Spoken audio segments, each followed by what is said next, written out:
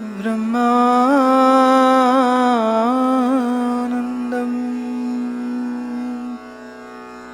परमसुखदं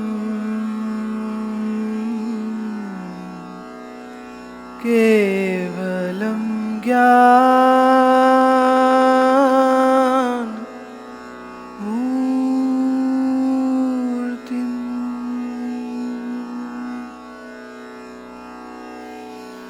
द्वन्द्वातीतं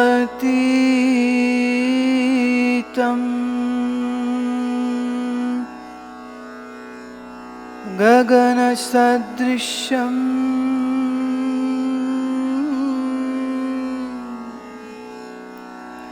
तत्त्वमस्यादिलक्ष्यम्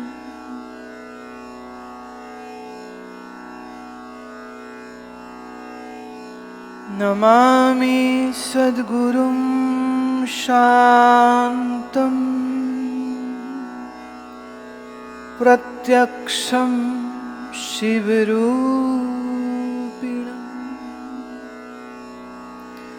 शिरसा योगपीठस्थं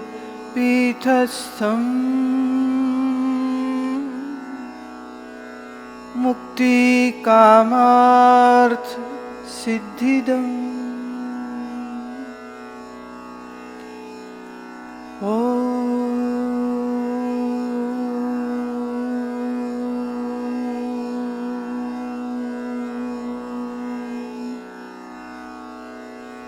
शांति शांति शांति।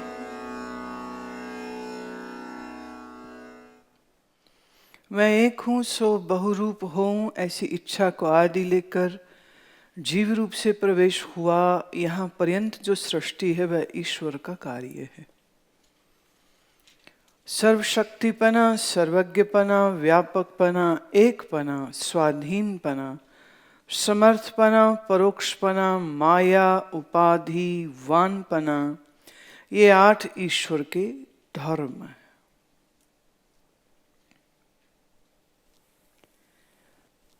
इन सर्वसहित माया और उसमें प्रतिबिंब रूप चिदाभास और उसका अधिष्ठान ब्रह्म, ये सब मिलकर ईश्वर कहा जाता है। वही तत्पद का वाच्यार्थ है। ये बहुत क्लियर रहना चाहिए, बहुत स्पष्ट रहना चाहिए। इसमें कोई संशय या कंफ्यूजन की जगह तो है भी नहीं। तो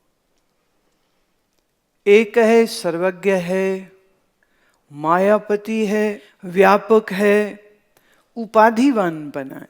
माया उसकी उपाधि है, समर्थ है। और एक शब्द इसमें जो फिर आता है वो है परोक्षपना। वो परोक्ष ही रहेगा। तुम ये नहीं कह सकते ईश्वर मेरे आके प्रत्यक्ष हो गया।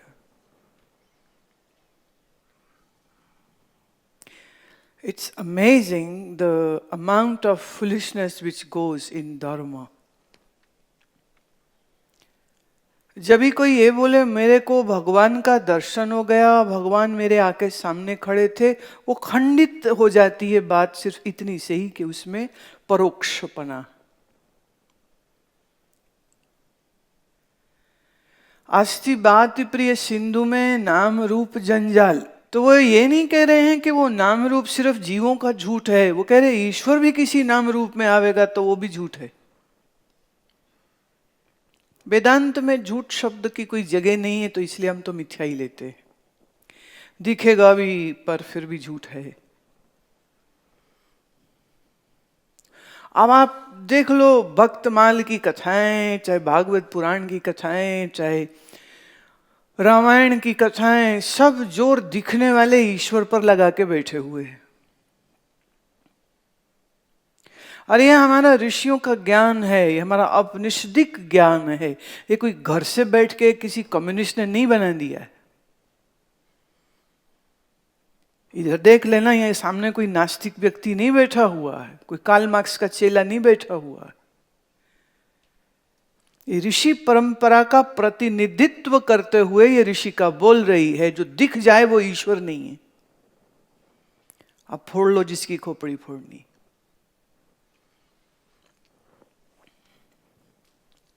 जो आंख से दिख गया, ये प्रतिपादित हो गया है, वो है नाम और रूप। अस्थि भांति प्रिय दिखेगा नहीं।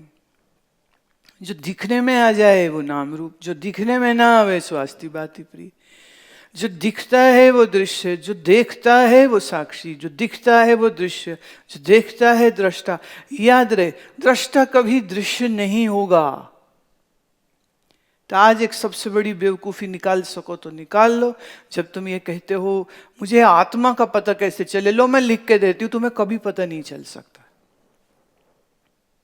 आत्मा कोई चीज है जिसे देख लोगे गधू?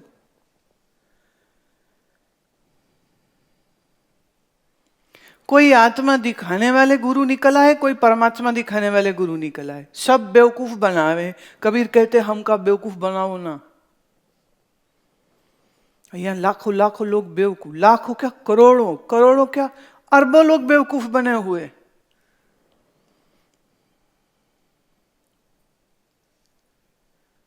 श्रीमद् भागवत में जहां भी विषय आता है, अब दशम स्कंद में कृष्ण लीला आती है, एक स्कंद में राम लीला आती है, पूरी रामायण आती है, अवतारों की कथा आती है, ऋषियों की कथा आती है, 11वें स्कंद में नवयोगीश्वरों की कथा आती है। पर जहां कहीं भी संवाद ए वर्सेस बी हो रहा हो, माने गुरु कोई भी होए तो चेला कोई भी होए, वो शिव पार्वती का होए, वो कृष्ण उद्धव का होए, वो कृष्ण अर्जुन का होए, वो एक समय तो राधा और कृष्ण का भी संवाद ऐसे ही है। गोपियां पूछती हैं कि देखो उद्धव जी आए हैं, तुम मिल लो उसको, कोई संदेशा लाए हैं। कहते हमको हमारा संदेशा क्या सुनाओगे, चल जा। भाई लीला चल रही है, वो भी भ्रम, मैं भी भ्रम, बाकी सब भ्रम। छुट्टी कर उद्धव, जा घर जा अपने, तू नहीं समझ सकेगा ये हो क्यों रहा। लीला किसको कहते? इसी को कहते। गांव का नथु हलवाई बन गया मेघनाद, पहलवान बन गया रावण, सब जानते हैं ये कौन है। फिर भी जब वो मंच पे आता है सब उसका आदर करते हैं। मेघनाद है तो कहते ये राक्षस आया, रावण आ जाए तो सब कहते ए मारो ये रावण को, ये रावण है। सब जानते हैं नथुराम हलवाई है। तो हमारे पुराणिक परंपरा में जिसको भी अवतार कहा गया है, ये वो है जो जानता है मैं कौन हूं।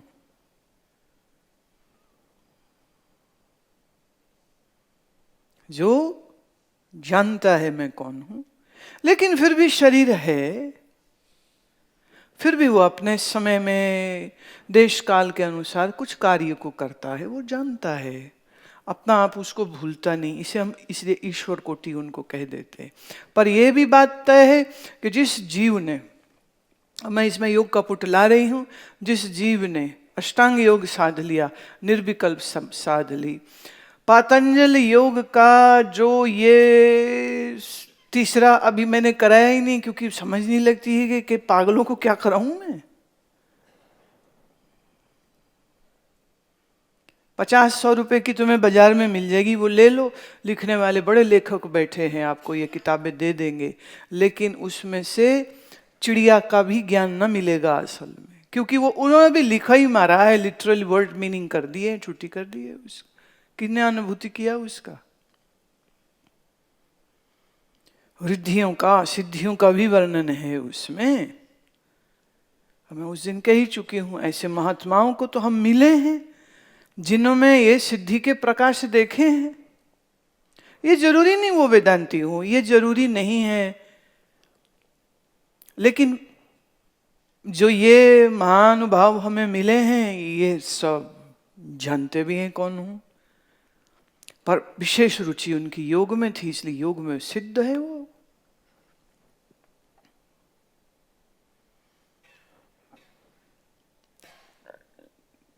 जो जीव शुद्धस्थ अंतःकरण करके तपस्या साधना योग की सिद्धि करे, तो उसको भी हम फिर ईश्वर कोटि ही मानते हैं। विशिष्टता आ गई, क्यों अविशिष्टता? भाई दंड पे लो तो मांसपेशी अच्छी हो ही जाएगी।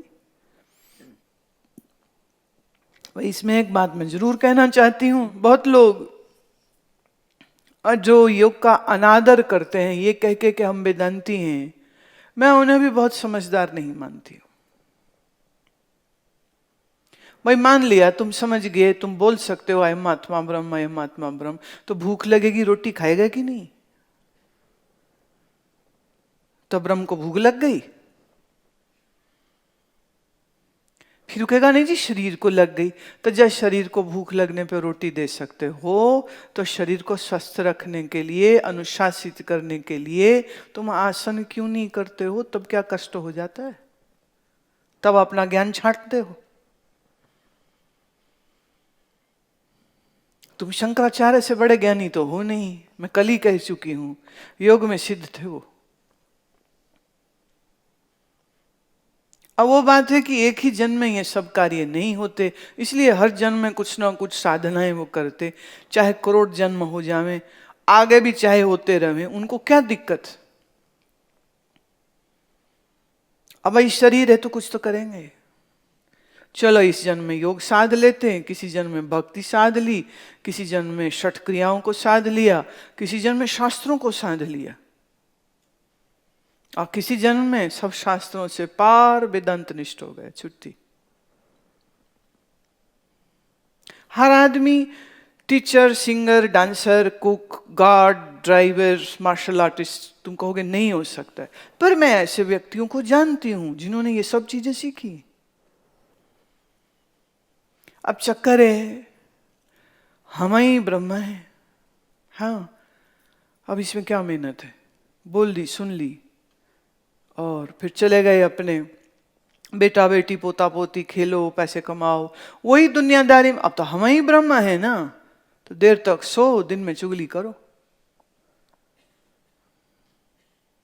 तो अफसोस यही है, बहुत सारे वेदांतियों का यही हाल हो रहा होता है। इसलिए मैं वेदांत की जो परंपरा है, अगर उस परंपरा को आप प्रॉपरली फॉलो करते हो तो योग और भक्ति तो पहले आपके बहिरंग साधनों में ही हो जाती है। वो फर्क ये है कि वो शिव विष्णु की उपासना नहीं करता है, वो भक्ति सिर्फ गुरु की करता है पूर्ण रूपेण, और वो योग के द्वारा चित्त के समाधान की अनुभूति करता है। सच ये है, सच ये है, कोई कहे ना मुझे वेदांत सुनना समझना पढ़ना है, तो टेक्निकली स्पीकिंग एक फॉर्म होना चाहिए जिसमें वो लिखे और उससे पूछा जाए क्या निर्विकल्प समाधि हुई? बोले नहीं हुई। वो जा बेटा फिर कुछ कर पहले। तुम कहोगे क्यों? ज्ञान तो बुद्धि ने सुनना है, पर भाई साहब अगर मन अस्थिर है तो जरूर कोई राग द्वेष है तो अस्थिर है।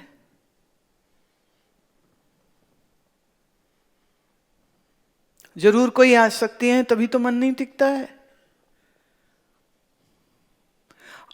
महत्वाकांक्षाएं हैं, ये कर दूं वो कर दूं, झंडे गाड़ दूं, नाम अखबार में आ जाए, फोर्ब्स लिस्ट में आ जाए, कुछ तो है ना। क्यों तेरा मन बिखरा? क्यों तेरा मन एकाग्र चित्त न? आप षट संपत्ति में कह दिया समता होनी चाहिए, तो गुरु पूछे और चेला जवाब दे, क्या समता मन की है? इंद्रिय का दम है?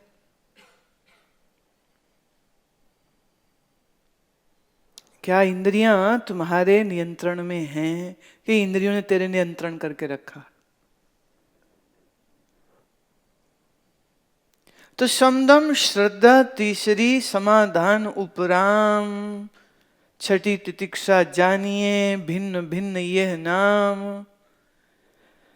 विचार सागर में स्वामी निश्चल दास जी महाराज कहते,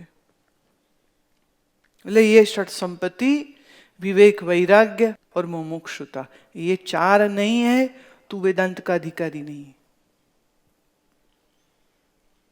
हाँ, भारत की फिलॉसफी जब एक शिक्षक विभाग में पढ़ाई जाए तो वहाँ सांख्य, न्याय, पूर्व मीमांसा, उत्तर मीमांसा सब पढ़ाई जाएंगी, तो वहाँ वेदांत भी पढ़ाया जाएगा। लेकिन ये पढ़ाने का विषय नहीं है। मैंने उस दिन कहा था ना, पूज्य स्वामी अखंडानंद सरस्वती जी के पास BHU यूनिवर्सिटी के प्रिंसिपल, चांसलर, वो आके कहते हैं पुत्र मरने पर कि सारी जिंदगी मैंने वेदांत पढ़ाया है, अब पुत्र मरा है तो मैं रो रहा हूं, तो ये क्या, मेरा ज्ञान कहाँ गया? तो ज्ञान सिर्फ बुद्धि का विलास नहीं है, ज्ञान सिर्फ बुद्धि का विलास नहीं है, ज्ञान सिर्फ PhD डिलीट करने का साधन नहीं है ना। तो कितनी खतरनाक बात है ये जो इस समय विचार चंद्रोदय कह रहा है कि जो ईश्वर है सो परोक्ष ही रहेगा। क्यों? उसको हम व्यापक कह रहे हैं। तो जो व्यापक है वो तुम्हारे नेत्रों के आगे सीमित वस्तु बन के कैसे आ जाएगा? बोल दो मुझे। देखो, आप ये पुस्तक मेरे हाथ में देख सकते हैं क्योंकि इस पुस्तक का देश है, यहां खत्म है पुस्तक, तो तुम्हारी आंख देख सकती है। अच्छा, आपको मैं कहूं कि मेरे बाएं हाथ के यहां एक तिल है, क्या वो तुम्हें दिख रहा है? तुमको वो इतनी छोटी चीज इतनी दूर से कैसे दिखेगी? अच्छा, कोई 4000 फीट लंबी कोई बिल्डिंग तुम्हारे सामने आ जाए तो तुम्हारे नेत्र देख लेंगे उसको पूरा? उसके लिए बड़ी दूरी चाहिए, दूर जाएंगे तो उसकी इमेज रह जाएगी, क्लैरिटी नहीं रह जाएगी। तो हमारी आंख क्या देख सकती जो बहुत दूर ना हो, और कोई लाके चीज तुम्हारी आंख के ऊपर ही रख दे, वो बेटा देख के बताओ क्या है, तो देख लोगे आप। तो ना अधिक दूर ना अधिक पास, ना बहुत बड़ी तो ना बहुत छोटी। तुम चले जाओ मुंबई, खड़े हो जाओ तो पूरा अरेबियन सी तुम्हारी आंखें देख लेंगी, कुछ हिस्सा ही दिखेगा, वो समंदर तो बहुत दूर तक है। आप चले जाओ कन्याकुमारी तो वहां एज पे खड़े होके, विवेकानंद स्मारक पे खड़े होके तुम क्या पूरा इंडियन ओशन देख सकते हो आंखों से?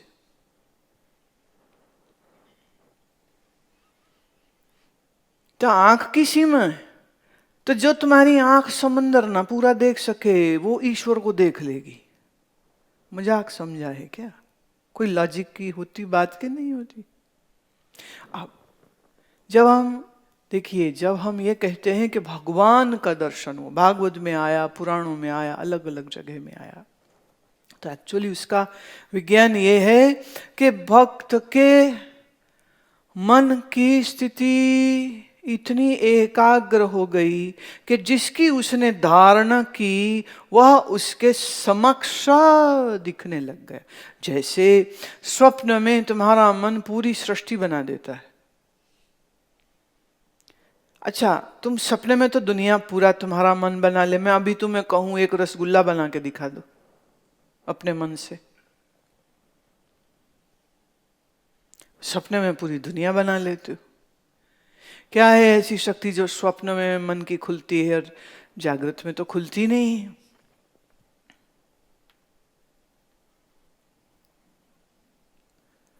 धारणा, धारणा, जिसकी धारणा सिद्ध हो गई, योग के विषय में कहूं जिसकी धारणा सिद्ध हो गई, तो वह आंख बंद करके बैठे या आंख खोल करके बैठे, भीतर या बाहर अपने इष्ट का, जिसे आप कहेंगे 4 डायमेंशनल, 3 भी छोड़िए, 4 डायमेंशनल दर्शन करेगा। क्यों? जिसका भाव मन में है, एकाग्रता होने पर वही भाव स्थूल रूप, नॉट स्थूल वो कि जिसे सब छू लें, पर वो जो उसके लिए स्थूल हो जाएगा। बात गहरी है, पकड़ पाओ तो पकड़ पाओ।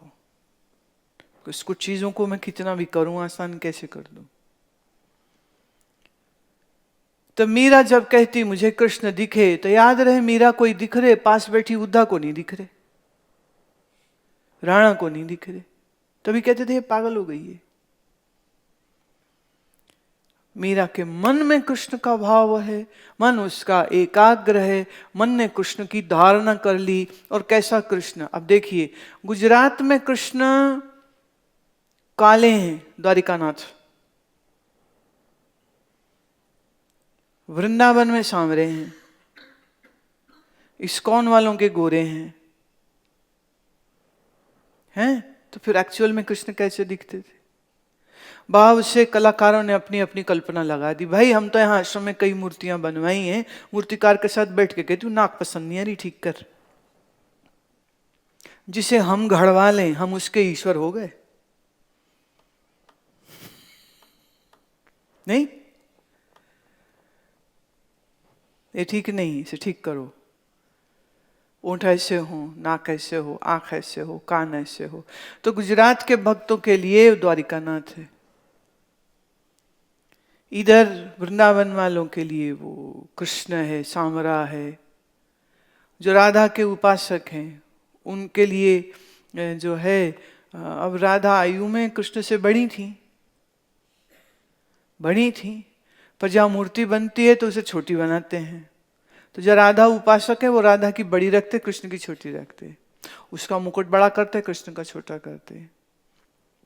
जो कृष्ण के उपासक हैं उन्होंने कई मंदिरों में राधा को गायब भी कर दिया। वो कहते नहीं हमारे लिए तो बाल गोपाल, सूरदास कहते हम न माने राधा कृष्ण को, वो तो बाल गोपाल, जो बड़ा ही नहीं हुआ। भक्त का भाव है, भाव किस लिए? क्योंकि उपासना मन को थामती है। करोड़ चीजों के पीछे भागे मन तो संसारी, सिर्फ एक के लिए ही टिक जाए वो भक्त। इसलिए कहती हूं भक्त होना भी आसान नहीं। मन में और किसी विषय का ध्यान ही नहीं, बस एक का ही ध्यान है। अब सवाल है किस एक का ध्यान है? तुम्हारे भी है, तुम्हारे पोता होगा, बेटा होगा, बेटी होगी, जवाई होगा, माँ होगा, बाप होगा। अब वो खुद अभिकारी अज्ञानी संसारी, उनका लगाओगे ध्यान, तुम्हारा मन भी वही होगा। जिसे मन याद करता है ना, मन वैसा ही हो जाता है। तो भक्त कहता हम तो कृष्ण ही याद करते। ये मीरा का सौभाग्य है कि मीरा को गुरु रैदास मिल गए। उन्होंने ये कह दिया मीरा जिसे गोदी में उठाए घूम रही है ये कृष्ण का वास्तविक स्वरूप नहीं है। ये मीरा का सौभाग्य। जो आवे और जावे वो भगवान नहीं, जो कभी दिखे कभी ना दिखे वो भगवान नहीं, जो किसी एक देश में रहे और बाकी देश में ना रहे वो भगवान नहीं। क्यों? वो व्यापक है। कल आपने किया ना, पृथ्वी से जल अधिक तो आपेक्षिक व्यापक जल है, जल से तेज अधिक तो तेज व्यापक, आपेक्षिक व्यापक। आपेक्षिक मतलब in relation to, in context to. वायु से आकाश, ये वायु कहाँ हो रहा? बोले जिस स्पेस में हो रहा वो आकाश। तो बोले आकाश अधिक है। बोले आकाश के आगे क्या है? क्या बात बोली, कहते पता नहीं, पता नहीं आकाश के आगे क्या होगा। तो कह ले चलो ये पता नहीं आपके आकाश से भी ज्यादा व्यापक है। और ये जो कह रहा है पता नहीं, ये किसने जाना? वो जानने वाला चैतन्य इस अज्ञान से भी बड़ा।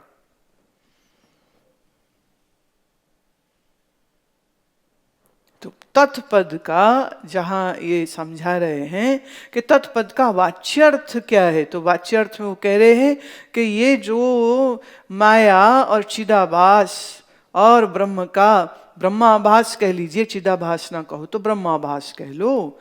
तो ब्रह्माभास, माया, ये संयुक्त होकर तीनों हुए ईश्वर, राइट। अब ये ईश्वर सर्वशक्ति भी है, सर्वज्ञ भी है, व्यापक भी है, पर ये पॉइंट नोट रखना परोक्ष भी है। ये भगवान के नाम पे कितनी गप्पें चलती हैं। मैंने भगवान को देखा, मैंने भगवान को देखा। चाचे ने भी नहीं देखा भगवान, तेरे पुरखे भी ना देख पाए भगवान। याद रहे, जब हम कृष्ण को भगवान कहते हैं तो वो इस आधार पे कहते हैं क्योंकि कृष्ण अस्तिभाति प्रिय है, अस्तिभाति व्यापक है। इस नाते अर्जुन भी भगवान, इसलिए हम गीता को भी कहते भगवान, और तो और वेद व्यास भगवान, और तो और पढ़ने वाला भी भगवान। बस ये है कि पढ़ने वाला भूल गया मैं भगवान, बोलने वाला जानता है मैं भगवान।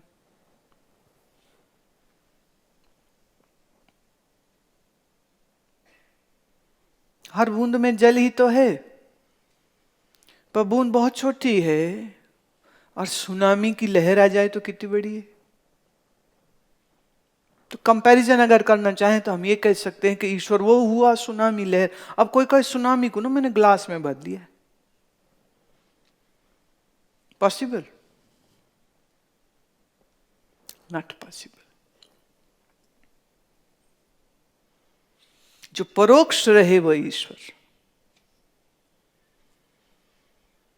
पर यह है कि हमारे देश में ये हमारी संस्कृति और हमारे ये ज्ञान विज्ञान का ये चमत्कार है कि जिसके अंदर हमने ज्ञान की रोशनी देखी, शक्ति देखी, सौंदर्य देखा, श्री देखी, धी देखी, हमने कहा ये भी भगवान ही का स्वरूप है। और जिसमें कुछ भी ना होवे ना, तो अब कुत्ता है गली का, तो तुम क्या कहो, ये तो कुत्ता है, ये तो ब्रह्म नहीं है ना। ज्ञानी कहते तो बेटा नाम रूप हटाओ कुत्ते का, पीछे तो ब्रह्म ही है।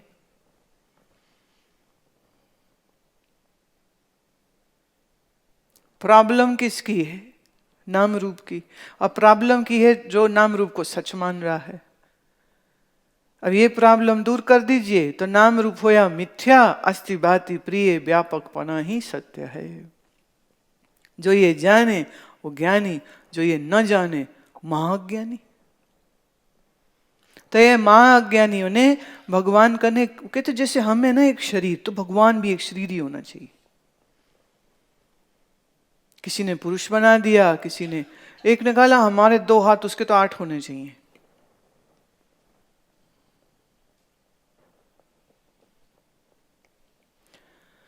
मैं देवी सूत्रों के विषय में जब बोली हूं तो मैंने ये बताया है कि ये जो 8 बाहें हैं ये किसका चिन्ह है? वो भी इट इज जस्ट अ चिन्ह। लोगों ने उसे भी लिटरल ले लिया। तत्पद क्या कहता है? उसका वाच्यार्थ ये कहता है कि जो ईश्वर है वो 8 धर्मों वाला है। अब आगे पढ़ते हैं, इन सर्व सहित माया और उसमें प्रतिबिंब रूप चिदाभास और उनका अधिष्ठान ब्रह्म, ये सब मिलके ईश्वर कहा जाता है। वही तत्पद का वाच्यार्थ है। इन सब सहित माया और चिदाभास, बाघ का त्याग करके, अब देखिए बाघ त्याग लक्षण वृत्ति का प्रताप दिखा रहे हैं अब यहां। माया और चिदाभास भाग का त्याग करके अब शेष रहा विराट हिरण्यगर्भ अव्याकृत का अधिष्ठान ईश्वर साक्षी शुद्ध ब्रह्म। तत्पद का ये लक्ष्यार्थ है। तो हमारा वाच्यार्थ क्या है और हमारा लक्ष्यार्थ क्या है, ये क्लियर होना चाहिए। हमारा वाच्यार्थ में क्या, भाग त्याग का क्या नियम है? भाग त्याग की परिभाषा में क्या नियम समझा? आधा इधर छोड़ा, आधा इधर का छोड़ा, राइट? आधा इधर का मिलाया और आधा इधर का मिलाया। तो हमने माया चिदाभास भाग को त्याग दिया। पीछे क्या रहा? विराट हिरण्यगर्भ अव्याकृत का जो अधिष्ठान ईश्वर साक्षी है। बोले हमारा लक्ष्य वो है। हमारा लक्ष्य ये माया और चिदाभास है नहीं कोई। तुम घर में बैठो, वी डोंट नीड यू।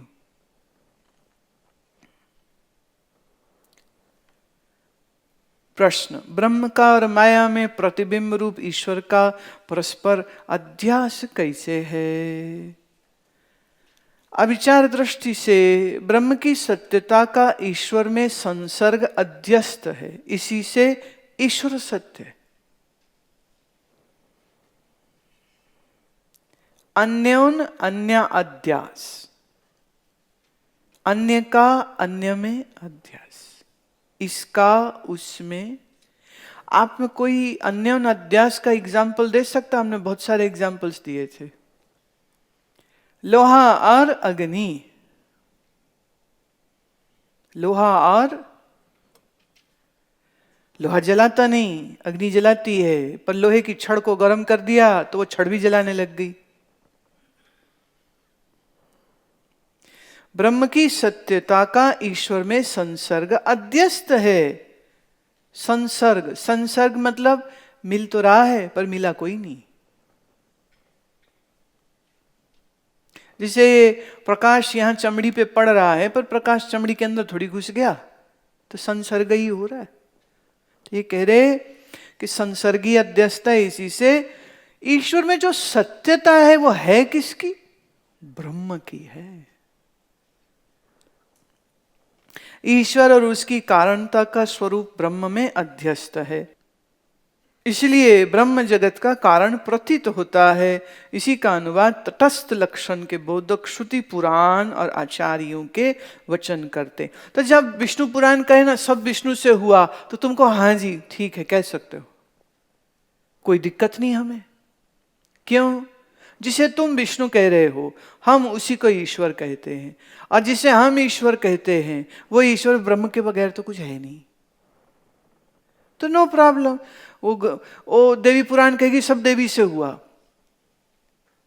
हम कहेंगे नो प्रॉब्लम, क्योंकि तुम जिससे देवी कह रहे हो वो क्या है? वो भी माया विशिष्ट चैतन्य ईश्वर, नो प्रॉब्लम। शिव पुराण कहते जी शिव शिव से सब कुछ हुआ। कई लोग बड़े कंफ्यूज होते हैं, बोले क्या पागल बनाते हैं, कोई कहता है देवी से हुआ, कोई बोले विष्णु से हुआ। कहते भाई हम ये कह रहे हैं आपकी अकल अभी ब्रह्म समझ ही नहीं पा रही, आप समझ पाते हो सिर्फ ईश्वर को। उसमें भी जो ईश्वर का स्वरूप तुम्हें तुम्हारे खानदान ने दिखाया है तुम उतना ही जानते हो। तो हम कह रहे कोई नहीं, उतना ही पकड़ लो। तो वेदांती को इसमें भी कोई दिक्कत नहीं।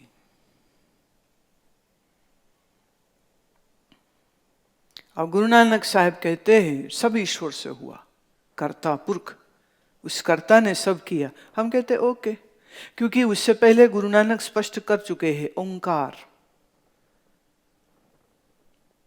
एक ओंकार, तीन सत्ताएं नहीं है, एक ही सत्ता है। ओंकार रजतम सतोगुण का जो आधार है वही एक ही है। एक तो हम कहते नहीं है, वेदांत में अद्वैत कहते हैं, दूसरा कल्पित है ना, तो फिर बचा तो कौन? जो अवशेष है उसे हम एक नहीं कह सकते, ये फिर कौन बोला यहां एक? पर नानक को एक कहना पड़ा, क्यों भाई? सामने समझने वाला भी तो होना चाहिए ना।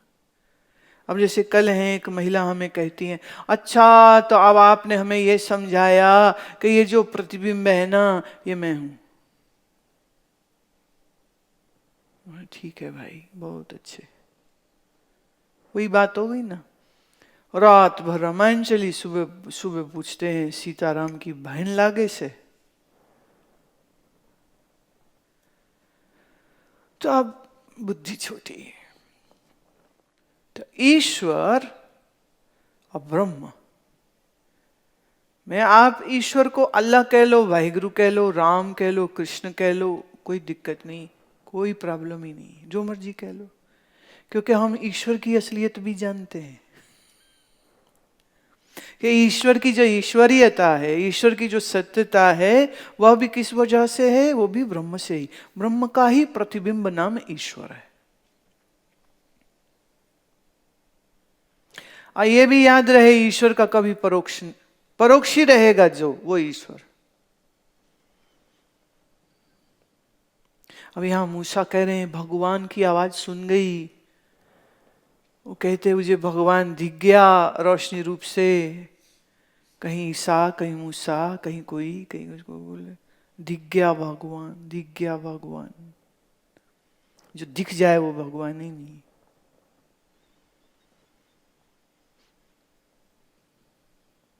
देखिए आत्मा और अनात्मा नियम से दो ही हैं। तो आत्मा देखता है, अनात्मा दिखती है, सिंपल। इसमें क्या कठिनाई बोलो? देखिए मैं ये नहीं कह रही हूं कि जो ये बड़े बड़े नाम जो बोलते हैं कृष्ण दिखे राम दिखे, झूठ नहीं वो बोल रहे हैं। उनके मन में जो विचार परिष्कृत होके एकाग्र होके धारणा सिद्ध हो गया, उसको उतना ही स्पष्ट दिखता है जैसे रात सपने में तुम्हें दुनिया स्पष्ट दिखती।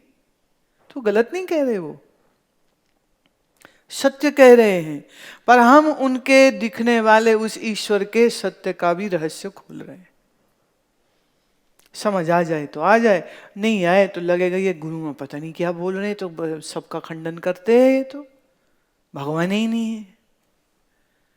लेट्स से तुम अगर ए शरीर को पूजने लग जाओ ईश्वर कह के, तो मैं कहूंगी तुम गलत, तुम कृष्ण पूजो गलत नहीं, तुम गुरु पूजने लग जाओ मैं कहूंगी तो भी तू गलत, क्योंकि वहां गुरु तत्व पूजनीय है। तो ऐसे हम कह सकते हैं कृष्णत्व पूजनीय, रामत्व पूजनीय है। और मजे की बात है गोस्वामी तुलसीदास जैसे भक्ति प्रधान ग्रंथ है रामायण, तो भी बालकांड में उन्हें कहना ही पड़ गया, बोलना ही पड़ गया, विषय करण सुरजीव समेता सकल एक ते एक सुचेता, सब कर परम प्रकाशक जोई, राम अनादि अवधपति सोई। कहना ही पड़ा उनको।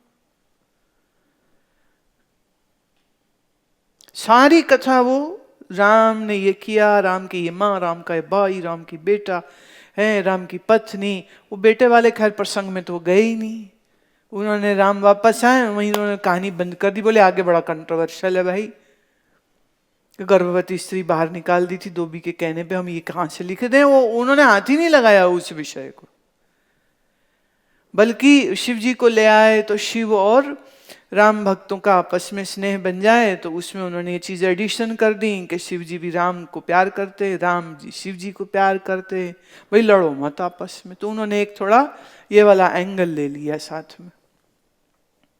पर वो भी तुलसी लिखते, बाहर विषयों से तुम्हारी इंद्रियां ज्यादा सुचेत हैं। सुचेत माने चैतन्य, तो इंद्रियों से मन सुचेत है, मन से ज्यादा मन का देवता सुचेत है, और इससे भी ज्यादा सुचेत कौन? जो इसको जानता है। सबका परम प्रकाशक जोई, राम अनादि अवधपति सोई। तो हम किस राम को ढूंढ रहे हैं? दशरथ पुत्र राम को हम नहीं ढूंढ रहे। उसे खुशी से अपनी सीता के संगे रहने दो, क्योंकि किसी ने रहने ही नहीं दिया ना साथ में। तो हम बड़ी शुभकामनाएं देते हैं कि राम सीता हमेशा इकट्ठे रहें। अब हम वेदांत की दृष्टि से राम किसको कहेंगे? ब्रह्म। और सीता किसको कहेंगे? माया। अनादि है माया, ब्रह्म भी अनादि, और इसी ब्रह्म के आश्रित है, और कल्पित वस्तु अधिष्ठान का स्वरूप ही होती, उससे अलग तो होती नहीं। तो सीताराम से अलग कुछ है ही नहीं। सीताराम में है और राम सीता में है, पर राम सीता का संसर्ग होके भी राम अनादि और असंग रहता है।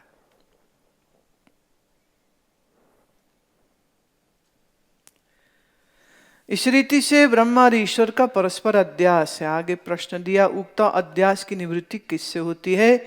उक्ता अध्यास की निवृत्ति विवेक ज्ञान से होती। प्रश्न, त्वम पद का वाच्य अर्थ और लक्ष्यार्थ क्या है? चक्षु कंठ हृदय ये तीन जीव के देश हैं। याद है, हम कर चुके हैं ये। जागृत स्वप्न सुषुप्ति ये तीन जीव के काल हैं। स्थूल सूक्ष्म कारण ये तीन जीव के वस्तु भोग सामग्री है, और स्थूल सूक्ष्म कारण यही जीव के शरीर है।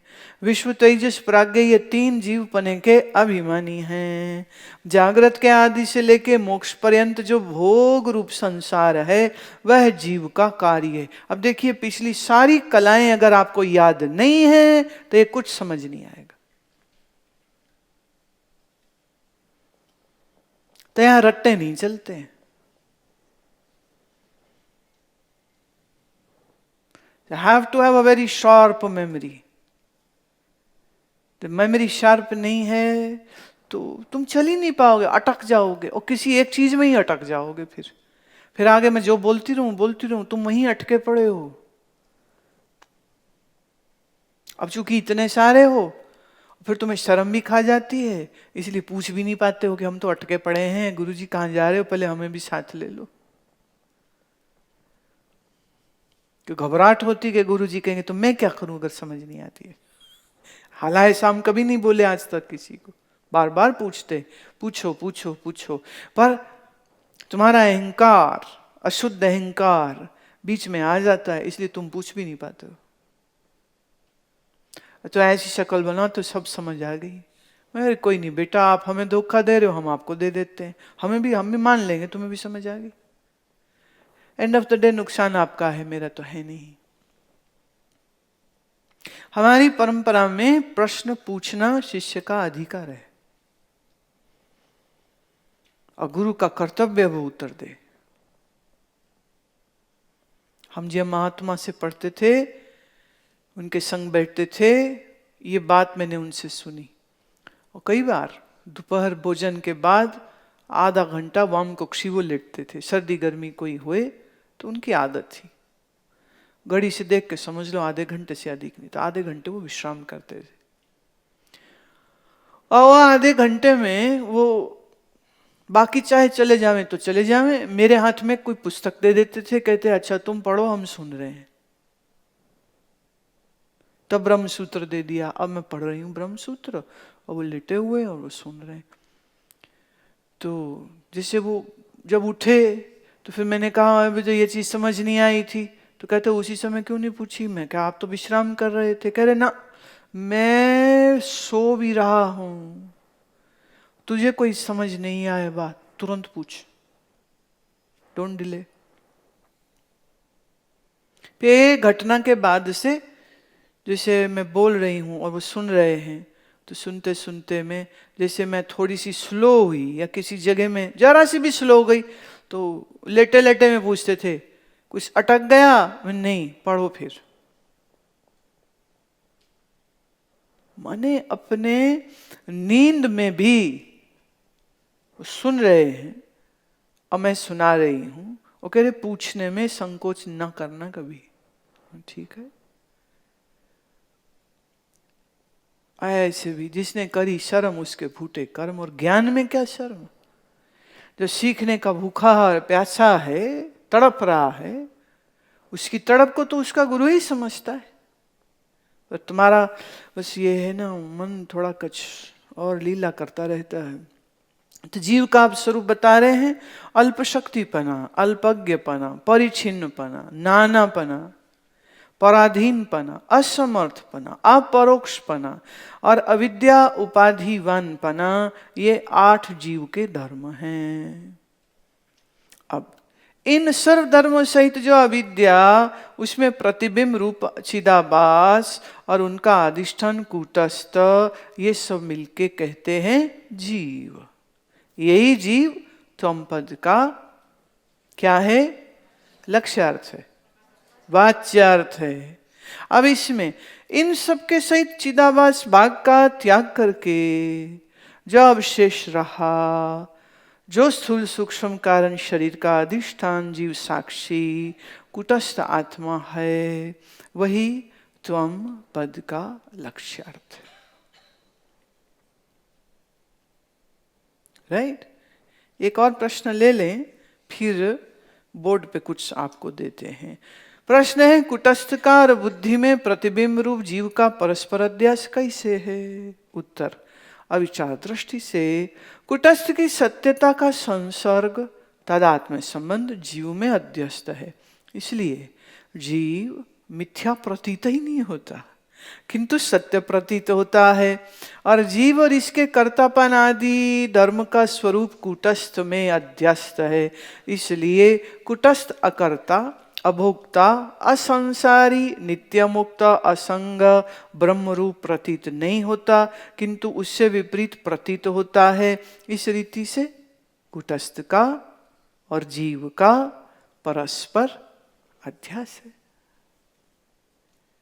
किसी जीव को ये नहीं लगता कि मैं मर जाऊंगा। शरीर 95-100 का भी हो जाए ना, तो भी अब और पैसा कैसे बनाए, पोते की शादी, पड़पोते की शादी कैसे होगी, उसका प्लानिंग कर रहा है। चलो ये 3 मंजिल है, 4थी मंजिल एक और डाल देते, पड़पोता मेरा वहां रहेगा। कोई दूसरे बोलते उसको, ए बाबा छोड़ दे, तेरे पांव कबर में लटके, तो गाली दे के कहते तेरे लटके हो, मेरे तो नहीं। शरीर बूढ़ा हो गया पर अंदर फीलिंग मैं तो हूं। अजीब चीज है, अजीब माया है ये, देखिए अविद्या की माया है ये। तो कहेगा भाई मेरे वो दोस्त भी मर गए, वो भी मर गए, वो भी मर गए, सब फूक आए हम तो जाके। क्या कह रहे, सब तो गए मैं तो हूं। भाई तू नहीं मरेगा, कह के देखो उसको। ये फीलिंग ही नहीं आती अंदर से, किसी को भी नहीं आती। क्यों? यही तो अध्यास है ना, आत्मा की सत्यता, अविनाशीपना जीव में प्रतिबिंबित जो हो रही थी ना, तो इस कारण से जीव को लगता है कि मैं तो हमेशा ही रहूंगा। अच्छा, अब इसी प्रकाश में एक और बात समझो, सबको ये लगता है मैं ही सही हूं, ये भी अध्यास है, क्योंकि आत्मा ही तो सही है, अनात्मा ही गलत है। इसलिए किसी को भी नहीं लगता है कि मैं गलत हूं। कोई आपको कहे पागल, तो तुम कहोगे तू पागल, मैं क्यों पागल? क्यों? चैतन्य का संसर्ग है जो ये अंतःकरण में, इस कारण जीव ये मानता मैं सब कुछ जानता हूं। ना भी पता हो बुद्धि को तो भी कहता मैं सब जानता हूं। तुम 4 छीके मारो तो सही, 50 लोग समझाने आ जाएंगे, अदरक शहद ले लो, हल्दी ले लो, त्रिकुटा ले लो, च्यवनप्राश खाया करो, प्राणायाम किया करो, सिर में पानी न डाला, एसी नीचे न पड़े करो, सारे ज्ञानी हो जाते हैं। पर अजीब चीज है, ये बोलने वाले ज्ञानी खुद बीमार हो जाए ना, तो अज्ञानी से हाय हाय हाय कर रहे होंगे और बाकी सारे आके उपदेश दे रहे होंगे, ये कर ले, वो कर ले। अजीब बात है, क्यों हो रहा है ऐसा? यह भी अध्यास है। अब सबके अंदर यह फीलिंग है। मैं उदाहरण देती हूं, हमारे शरीर के जो पिता थे ना, वो ये बात बोलते थे, कहते थे मैं किसी दुकान पे जाके बैठ जाऊं ना, वो दुकान की बोनी शुरू हो जाती, कोई ना आ रहा हो, सुबह से मक्खी उड़ा रहा हो, इधर मैं आया, इधर मैं बैठा, ऐसी बरकत है मेरी, मैं जहां बैठ जाऊं ना तो ग्राहक पे ग्राहक पे ग्राहक आ जाते। और फिर दुकानदार, देखा हम लोग जैसे बच्चे थे, कहीं ढाबे में गए खाने, अब अमृतसर तो सब खाना पीना ही चलता और तो कुछ चलता नहीं। एक समय में ज्ञान भी बहुत चलता था, अभी तो चलो लीला ये है, हम लोग जैसे गए ढाबे की, बैठे वहां पे तो मेज सब खाली मिल गए, जैसे हम लोग बैठे, ये आया, 2 आए, 4 आए, सारा भर गया, तो कहते देखा खाली बैठा था, इतना मशहूर, मेरे पैर में बड़ी बरकत है। अब ये फीलिंग समहाउ थोड़ी बहुत सबके अंदर होती। जैसे वहां शादी थी, ऐसे ही बैठे हुए थे सब, फिर हम पहुंचे, जो रंग आया ना फिर महफिल पे, सारे ऐसे ही बैठे थे हैं, और बैठ के ना विचार चंद्रदेव पढ़ रहे थे, अटके पड़े थे अध्यास पे। फिर मैंने सुन लिया, फिर मैंने उनको बताया अध्यास ना ये नहीं होता, ये होता है। अब ये फीलिंग कहां से आ रही है? आनंद स्वरूप सच्चिता आनंद जब प्रतिबिंबित हुआ इस अंतःकरण में, तो ये जो संसर्ग से जो जीव उत्पन्न हुआ है कि दिखता, प्रतिबिंब उत्पन्न नहीं होता है। उत्पन्न होने में भी कोई ठोसता चाहिए, क्या ठोस, इसकी ठोसता भी नकली है। सो आई एम द बेस्ट की जो फीलिंग है ना, वो इसीलिए है क्योंकि तुम ब्रह्म स्वरूप हो।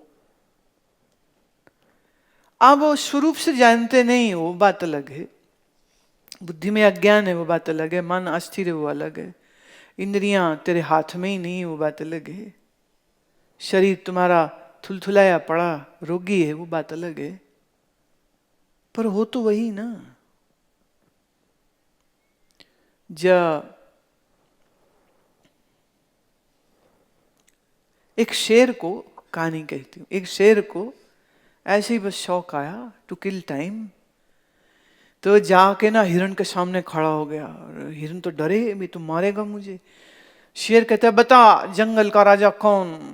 कहता हुजूर आप हो।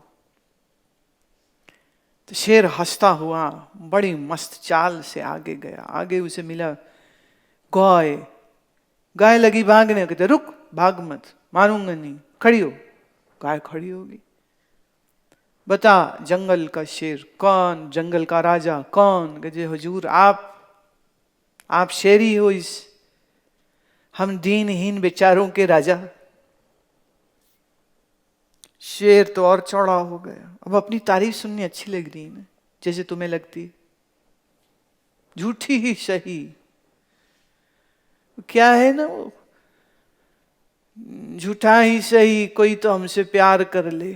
झूठा ही सही चलेगा, तुम सब वही झूठे हो जिनको झूठे प्यार चलते। माँ बाप का प्यार झूठा, इधर शरीर से प्राण गए, जाके शमशान में फूकाएंगे। काहे का प्यार, काहे का प्यार? आज तुम्हारे शरीर में कोई भयंकर रोग लग जाए, 6-8 महीने हो सकता है इलाज करा दे, 9वें महीने कहेंगे जी भाई डॉक्टर साहब फायदा क्या इलाज करने का, रहने दो, वो झूठा ही सही। तो शेर अपनी झूठी तारीफ सुनना चाह रहा है, तो सारे डर के मारे बोले। हिरण से पूछा, मृग से पूछा, मगरमच्छ से पूछा, हाँ घोड़े से पूछा, गधे से पूछा, खच्चर से पूछा। सब बोले महाराज आप ही हमारे राजा हो। फिर सामने आ रहा था हाथी, ये चला गया वहां पे। ए हाथी बोल, ए जंगल का राजा कौन? उसने अपनी सूंड हिलाई, शेर को उठा के दे जोर से मारा। जवाब ये दिया हाथी ने। तो शेर कहता है भाई गुस्सा खाने की क्या जरूरत है, मैं नहीं राजा, तुझे लग रहा है तो कह दे कि मैं राजा नहीं हूं, तो मार कहे रहे हो मुझे। ले मान जाते हैं। आई एम द बेस्ट की फीलिंग आप सबके अंदर रहती, जब तक कोई हाथी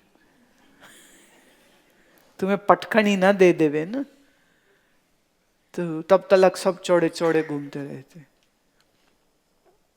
हर आदमी को देख लो, घर में पति है तो वो कहेगा मैं ना हूं घर में, घर ना चले। पत्नी कहती मैं ना संभालूं, घर ना चले। वो 80 साल का बुढ़ा दांत मुंह में है नहीं, वो कहेगा मैं ना होता घर में चोर लूट जाते। अब छोटे जो बच्चे खेल रहे हैं, कह रहे जी तुम्हारे जमाने गए, अब तो हम ही से चलेगा ये घर। सब देखो अपने अपनी टफली और अपने अपने राग बजाते रहते। क्यों? ये अध्यास है।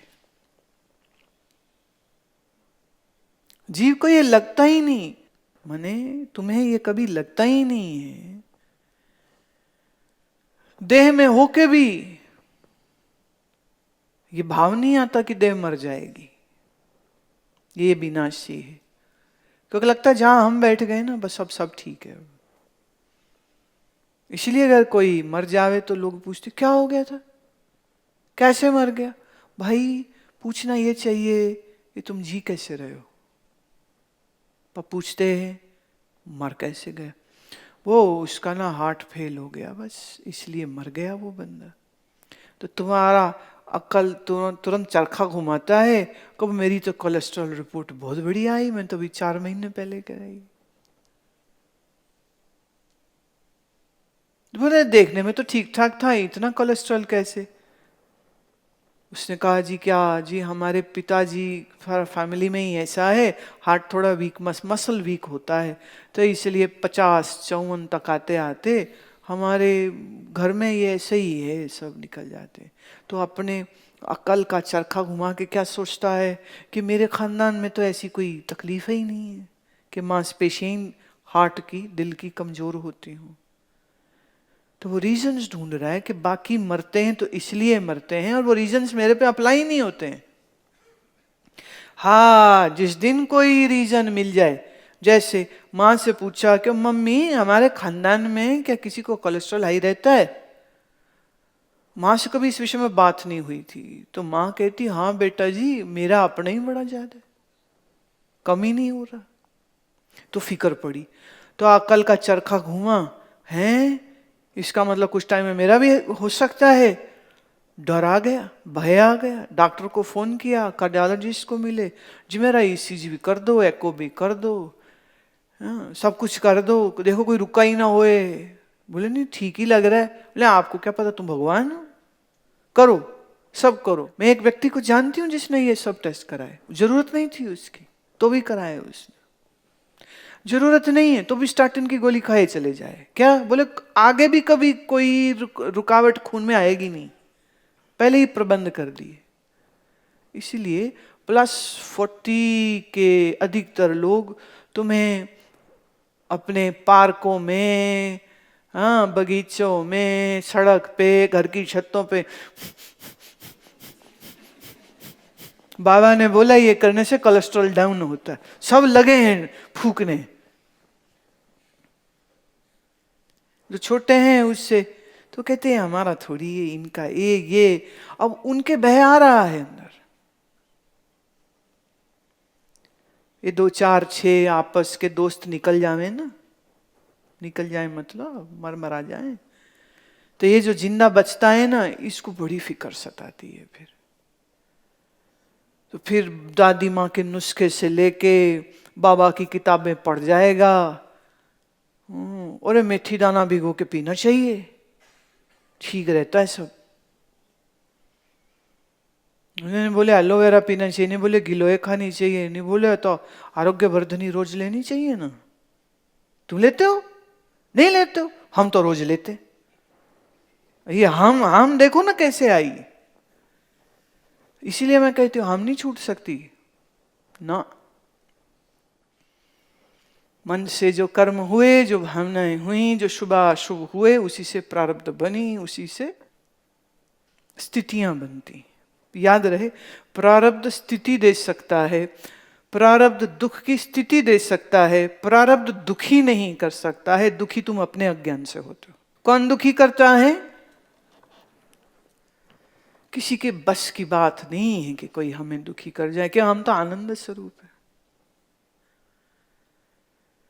पर अगर मैं अपना आनंद स्वरूप भूल जाऊं, देह में मैं मेरी आ जाए, ये शरीर भाई हड्डी मांस का लोथड़ा, गंदगी का टोकरा है, यहां मैं जोड़ोगे तो बहुत जूता पड़ेगा।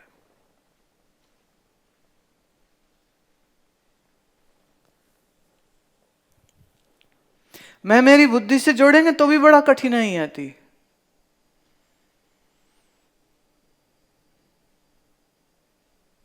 व्यंग की बात है, मैं मजाक की बात है। एक बार एक धार्मिक स्थान में मैं निमंत्रित थी कि आप सत्संग कीर्तन करें। मैं ठीक है, आप जाते। अब उन दिनों में क्या है, ये आईपैड नहीं होते थे, राइट।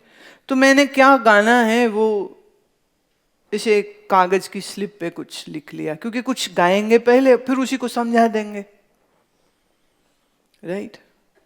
तो क्या आज क्या गाएंगे, तो साहित्य में, संतों के साहित्य में कुछ देख लिया जाना। तो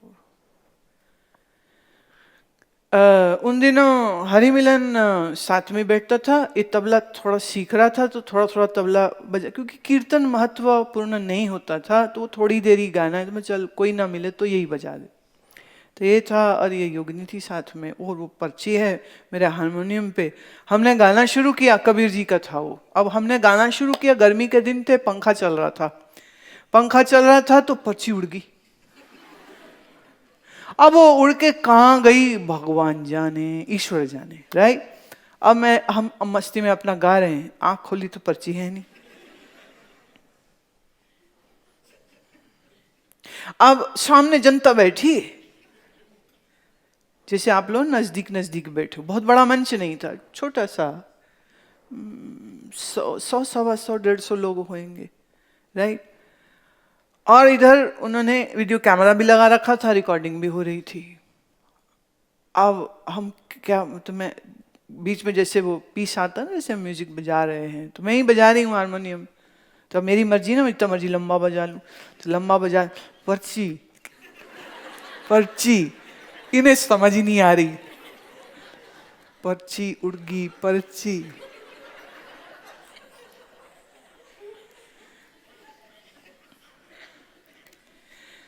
इसे बोला इन्हें ना समझ आई, उसको बोला उसको ना समझ आए, तो अब क्या करें हम। और अभी कम से कम 2 अंतरे उसमें गाने बाकी थे, तो अब परिस्थिति आ गई ना सामने। अब कोई और होता है ABCD तो वो कहता है भाई साहब पर्ची उड़ गई आगे अब कुछ नहीं हो सकता है, पहले मेरी पर्ची ढूंढो बाकी तभी गाऊंगा मैं। या हो सकता है वो गुस्सा खा जाता कि पंखा किसने लगाया था, या हो सकता है ये कहता लो जी मेरी तो बेइज्जती होगी, और रोता रोता बाहर चले जाता। बट वहां बैठे थे हम, तो हम अब सब गा रहे हैं, और वो प्रसिद्ध था उन लोगों के लिए, उनका वो फेवरेट था, मुझे ऐसा मालूम हो गया था, तो इसीलिए मैंने वो चुना था। तो अब एक गायकी में एक होती है जिसको हम कहते हैं प्रमाण गाना। तो रिलेटिव दोहे, रिलेटिव रिलेटिव शब्द पंक्ति, रिलेटिव दोहे ना, ऐसा रिलेटिव सोरठे। तो हम मतलब भजन तो अपनी साइड पे है, तो हम एक प्रमाण गाएं फिर वापस अस्थाई पे आ जाए, फिर एक प्रमाण गाएं फिर वापस स्थाई पे। ऐसी दुनिया घुमाई सबको कि वो 150 बंदे बैठे को आज तक पता नहीं कि हमने अधूरा गाया था। अच्छा, जैसे हम बाहर निकले ना, तो इन दोनों को बहुत जोर से मैंने डांट लगाई, मैं तुम लोग सुनते नहीं हो तुम लोग। वो कहते समझ ही नहीं आ रही थी कि पर्ची तो समझ लगी भी क्या बोल रहे हैं, पहले तो ये नहीं समझ लगी, फिर समझ के थे आ भी गई, तो कह रहे इतने लोगों में अब कहाँ जाए, पर्ची ढूंढो पर्ची ढूंढो, ये तो नहीं कर सकते। अगले दिन सुबह भी मेरा प्रोग्राम वहां होना था, तो मुझे लगा कि ना उनको लगना है कि लो जी ये तो अधूरा गाते हैं, तो पूरा ही नहीं गाया उन्होंने, तो नाराज हो जाएंगे, और वो बड़े लोग फिर कई दफे बड़े रूड एंड क्रूड होते हैं। तो इसमें लगता अब ना टैची पैक ही कर लो, सुबह ना निकल ही लेते हैं। फिर लगा चलो चलो नाश्ता वास्ता करते, और हम वहां तब DIG के घर में रुके हुए थे। DIG थे पंजाब में, मैं उनके यहाँ ही रुकी हुई थी, उनकी पत्नी हमारी बहुत भक्त थी। तो मैंने कहा चलो भाई सामान ना गाड़ी में लगा ही लो तुम।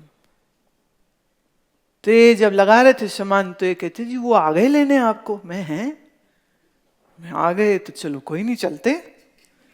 तो हम जब मैं गई तो पूरे रास्ते वो जो जनाब मेरे साथ बैठे थे जी, आनंद आ गया, ऐसा कभी सुना ही नहीं हमने, ऐसा कभी सुना ही नहीं हमने जैसा आपने क्या बोला। हम तो रात भर गुनगुनाते रहे। मैं जय हो महामूर्खों की सभा में, तो इनको क्या बताओ, आधा दो। तो हम सोच रहे हैं कि आधा गाया तो ठीक नहीं है, तो पर्ची। वैसे ये है कि उसके बाद से हमने कभी पर्ची नहीं रखी, फिर पर्ची का प्रोग्राम बंद करो। चूंकि क्या है, रोज कुछ नया हम नया निकाल लेते, रोज कुछ नया कंपोज कर देते हैं, रोज कुछ नया कंपोज कर देते हैं, तो इसलिए सामने फिर वो नई नई चीज जो होती है वो रखनी पड़ती है। वो बात अलग है कि जब याद करने पे आ जाएं, तो ये जो बीच बीच हम विचार सागर के दोहे बोलते हैं, 9वीं जमात में थे, 9वीं क्लास में थे जब याद किए थे, उसके बाद दोबारा कब याद किए, तब कहीं याद है। तो वेदांत तो तुम सोते में उठा के पूछ लो मुझसे षट संपत्ति क्या होती, राइट? कि शरीर पीड़ा में हो, कटा फटा हो, बेहोशी में हो, उसमें भी पूछ लेना एक गुरु माँ बताओ या आभास क्या होता है, तब भी आपको बता देंगे क्या आभास क्या होता है। जो चीज निश्चय में, जो चीज अनुभव में वंस आ गई, वो फिर कभी जाती नहीं है, कभी नहीं जाती। प्रश्न लेते हैं। इन तत्पद और त्वम पद के लक्ष्यार्थ की एकता में क्या दृष्टांत है? घट व मठ उपाधि सहित घट आकाश मठ आकाश की एकता का विरोध है। तथापि घट मठ, देखिए मठ माने बड़ा कमरा, घट माने घड़ा। तो एक बड़े मकान में जो आकाश है और जो घड़े में आकाश है, अब उसमें घड़े और मकान की एकता नहीं हो। घड़ा छोटा, मकान बड़ा, पर उसमें आकाश, द स्पेस, तो एक सी ही, कोई भेद नहीं है। जैसे कांच की हांडी और मिट्टी की हांडी में दीपक जलता है, उनकी उपाधि की दृष्टि से दो हांडियों की एकता का विरोध है। हांडियां एक सी नहीं हो सकती, वो मिट्टी की, कांच की। अग्निपने की दृष्टि से दीपक की एकता का विरोध ही नहीं है। जैसे राजा और गडरिया हो, उनकी उपाधि सेना तथा भेड़ बकरियों का समूह है, इन दोनों की एकता का विरोध है। तथापि दोनों के मनुष्यपने की एकता का कोई विरोध ही नहीं। जैसे देव नदी में प्रवाहित गंगा जल और गंगा जल से भरा कलश, इनकी उपाधि नदी और कलश की एकता का विरोध है, तथापि केवल गंगा जल की एकता का विरोध नहीं।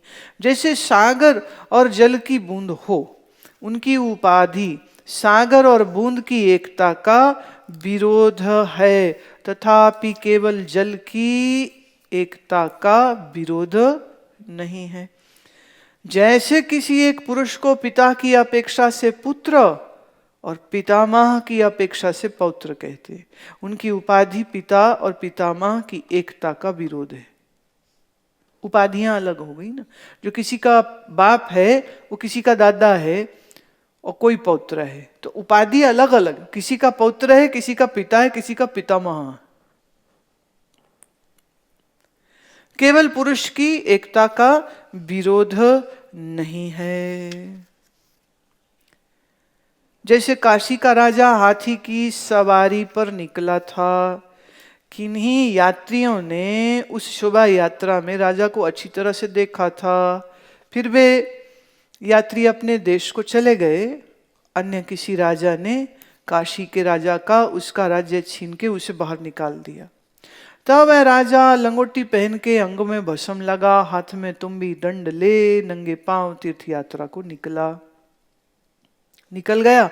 घूमते घूमते वह राजा उन यात्रियों के गांव में चला गया। उनमें से एक यात्री ने उस राजा को देखकर अन्य यात्रियों से कहा, हमने काशी में जो राजा देखा था ये वही है। तब अन्य यात्री कहने लगे, वह देश अन्य, ये देश अन्य, उसका काल अन्य, ये काल अन्य, उसकी वस्तु अन्य, इसकी वस्तु अन्य, उसका अभिमान अन्य, इसका अभिमान अन्य, उसका कार्य अन्य, इसका कार्य अन्य, माने अलग, उसके धर्म अन्य, इसके धर्म अन्य। इसलिए काशी के राजा की और इस भिक्षु की एकता कैसे हो सकती है, कैसे? तब उस प्रथम यात्री ने कहा, उसके और इसके देश में देश, काल, वस्तु, अभिमान, कार्य, धर्म, ये सभी का त्याग करके दोनों में अनुगत अनुसयूत जो पुरुष भाव है वह तो एक ही है, सिद्धांत।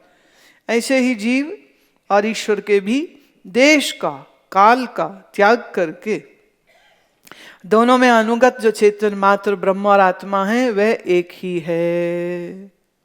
अब देखिए, जीव का देश क्या है?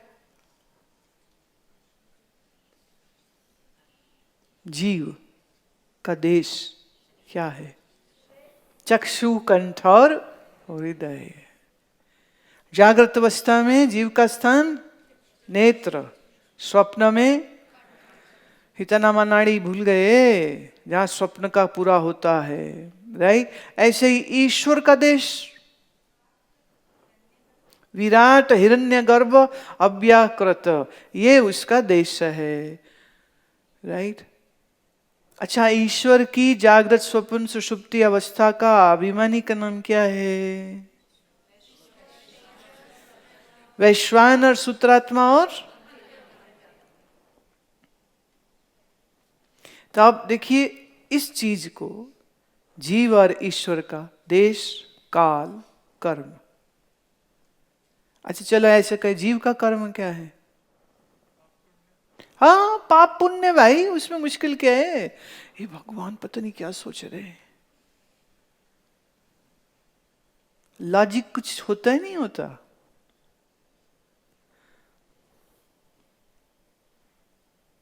ये तो वही बात हो गई, एक ज्योतिषाचार्य गुरु ने अपने चेले को कहा,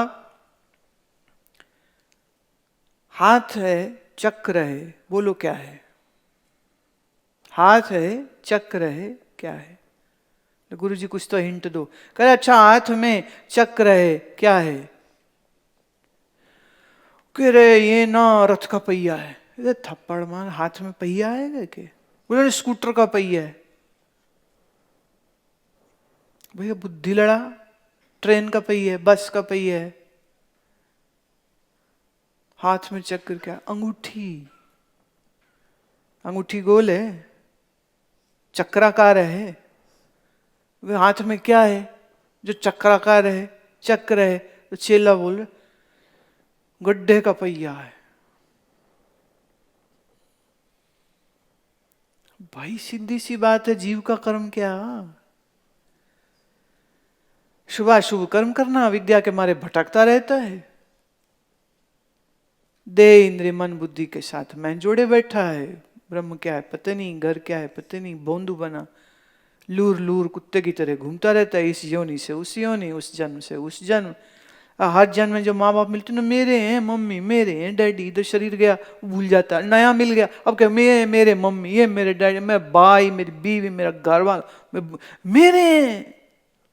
शरीर छूटा, प्राण निकले, नया शरीर, फिर वो मेरे हैं, मेरे मेरे का राग लापता रहता है। तो जीव की क्रिया क्या है? शुभ शुभ कर्म करना। तो जीव का कर्म। अच्छा ईश्वर का कर्म क्या है? ये भी कह सकते हैं प्रारब्ध कर्मों का फल देना, और ये भी कह सकते हैं जीव का फ्री का शो देखना। बेवकूफ है, लगा पड़ा है। हाँ,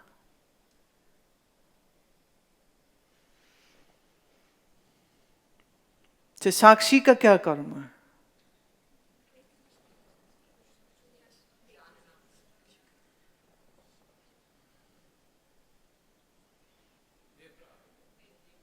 तो प्रकाशक है, वो कुछ करता ही नहीं है, क्या करेगा वो? करने को हाथ पैर इंद्रिय सब चाहिए, उसके पास बेचारे के तो कुछ है ही नहीं है।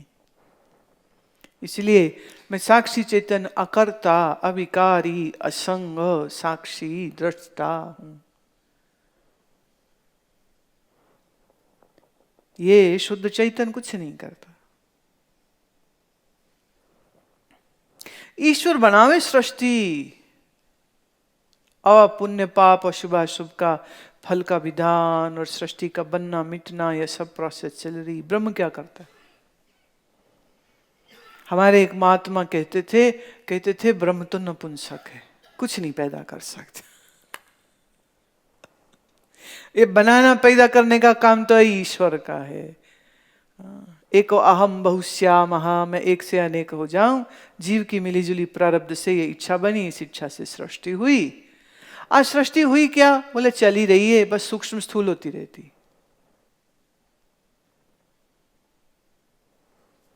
ब्रह्म क्या करता है?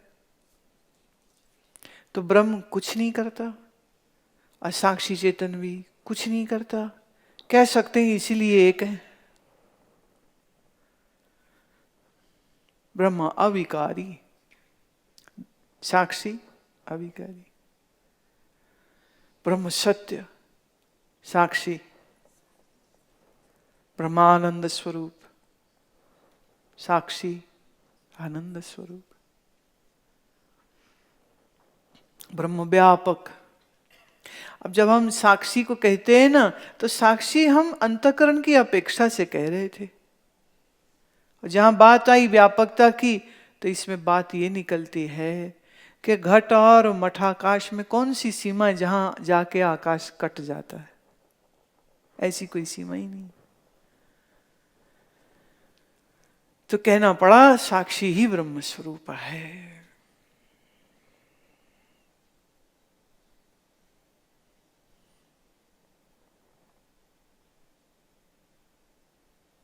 साक्षी ही ब्रह्म स्वरूप है। ऐसे ही सिद्धांत है ये, कहते हैं ऐसे ही जीव और ईश्वर के भी देश काल का त्याग करके दोनों में अनुगत जो चेतन मात्र ब्रह्म और आत्मा है वह एक ही है। इससे ब्रह्म मैं हूं और मैं ब्रह्म हूं, ऐसा दृढ़ निश्चय करना ही तत्व ज्ञान है। इसी से सर्व दुखों की निवृत्ति और परमानंद की प्राप्ति रूप मोक्ष होता है। देखिए बात उपोद्घात में कहां से शुरू हुई थी? सर्व पुरुषन इच्छा जोई सोई, यहां से दोहा शुरू हुआ था। ये सबकी क्या इच्छा है? बोले वो जो शुरू की थी ना कहानी जहां से, अब खत्म देखो वहीं कर रहे हैं। दुख की निवृत्ति कैसे होगी? मोक्ष कैसे होगा? ब्रह्म ज्ञान क्या है? यथार्थ ज्ञान क्या है? जैसा और जैसा वो है वो क्या है? इतना घूमते हैं भगवान।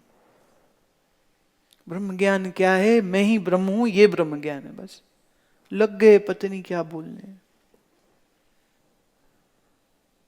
जब सीधा ऐसे रोटी खाई जा सकती तो इतना लंबा हाथ घुमा के क्या हिलाते हो?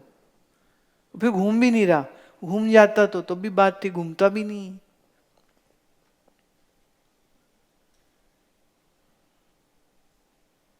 तो साक्षी और ब्रह्म दो नहीं एक ही हैं। अब इसमें एक पॉइंट बस समझने का ये है, देहाध्यास रखते हुए बोला मैं ब्रह्म हूं तो ये गलत हो जाएगा। जीव हूं ये मानते हुए ये प्रश्न पूछना है, जीव ब्रह्म कैसे होता है? तो हम कहेंगे जी जीव ब्रह्म तो होता ही नहीं। वाच्य अर्थ का बाध किए बगैर कैसे ब्रह्म? आभास अविद्या माया को लेके चलोगे तो जीव ब्रह्म नहीं है।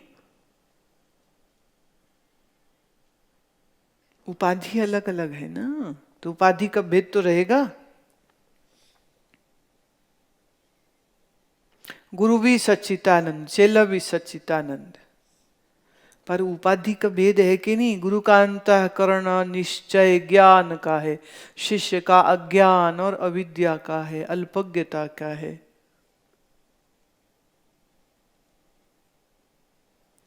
गुरु की दृष्टि से शिष्य ब्रह्म था जब वो अज्ञानी है।